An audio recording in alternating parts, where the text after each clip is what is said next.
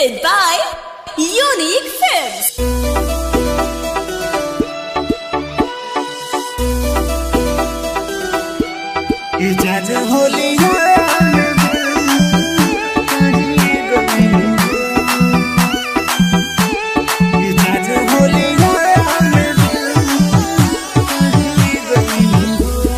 जान होलिया में दिल काढ़ी गइलू हो, काढ़ी गइलू हो।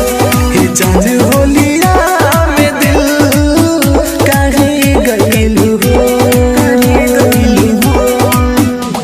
पड़ल बा गम के बोझा लगे ना केहू सोझा, अपना ला जैसे जखम काम ना जावे ओझा।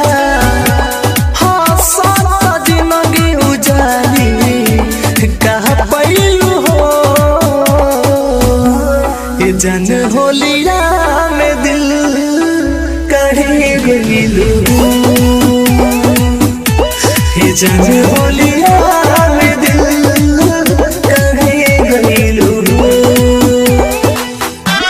ये जान होलिया में दिल काढ़ी गइलू हो। ये जान होलिया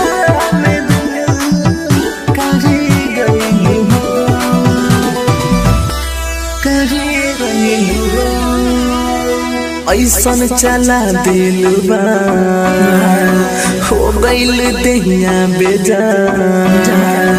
होली के रंगवा फीका लागे छुपा दिलू पहचान।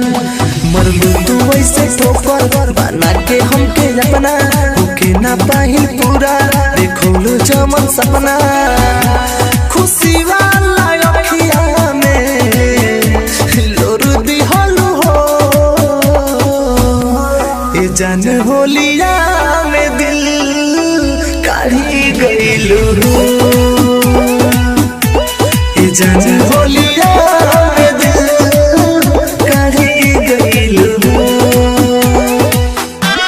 ये जान होलिया में दिल काढ़ी गइलू हो।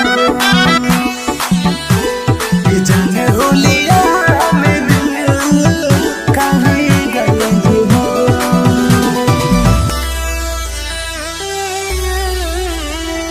हो गइनी हम बारबार जाला ना तुहार यार। हथवा में लेके गुलाल छछने करतनी फरिया।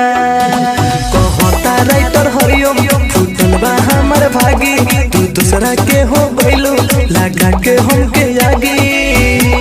राजू पर दास के छोरी के कर भइलू हो, ये जान होलिया में दिल काढ़ी गइलू हो।